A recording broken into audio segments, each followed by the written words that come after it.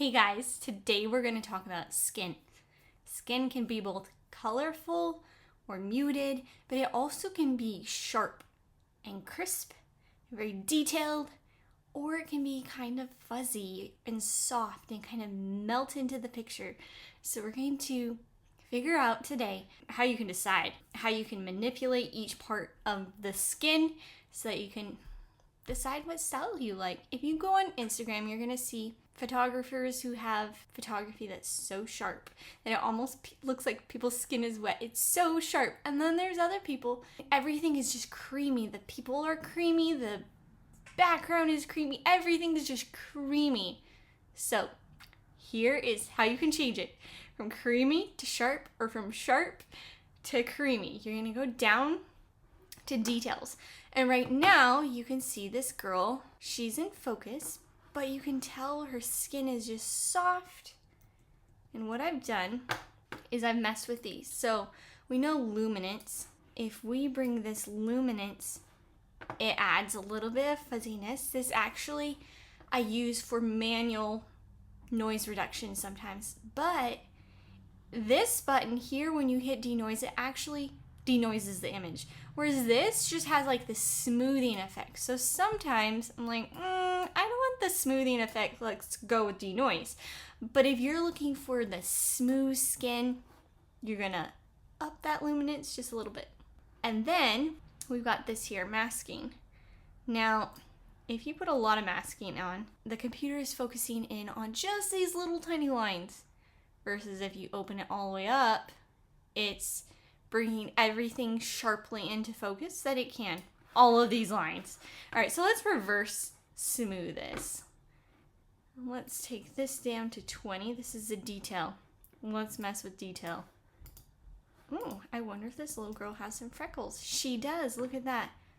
So we took detail down versus, you can see how bringing detail up adds a little bit of grain because it's trying to make everything crispy.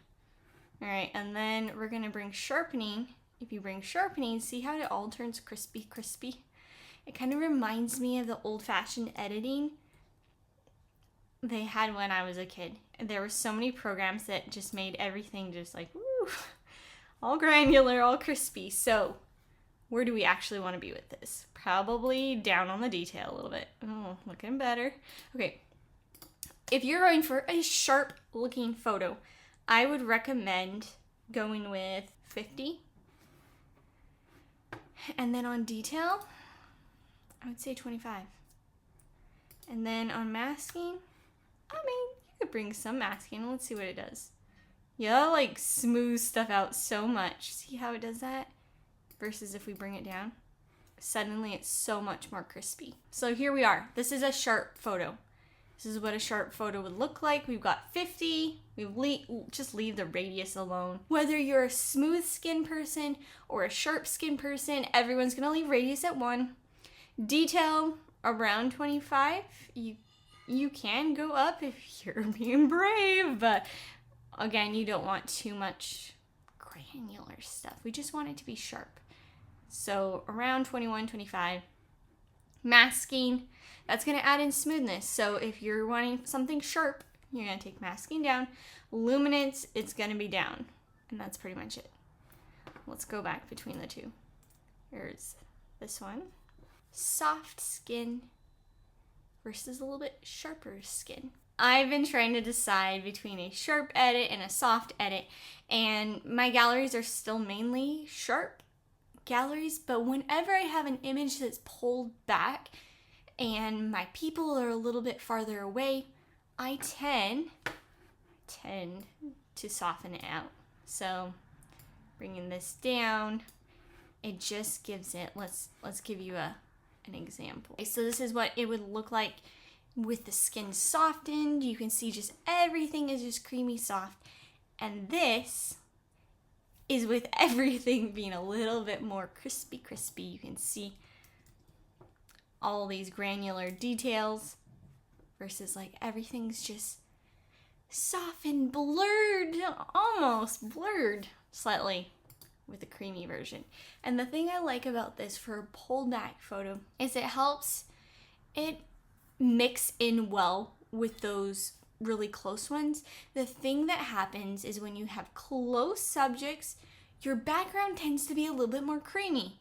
And so your picture is a creamier picture. When you put a subject farther back, suddenly, it's like an iPhone picture. Not quite that bad, but it's like an iPhone picture. Like there's so many different objects that are crispy, and it's just so much for my eyes to look at least. So I tend to, even if I'm editing crispy, I will soften out some of those pulled back photos so that it just has that consistency of just being soft and warm, just cozy, soft and warm.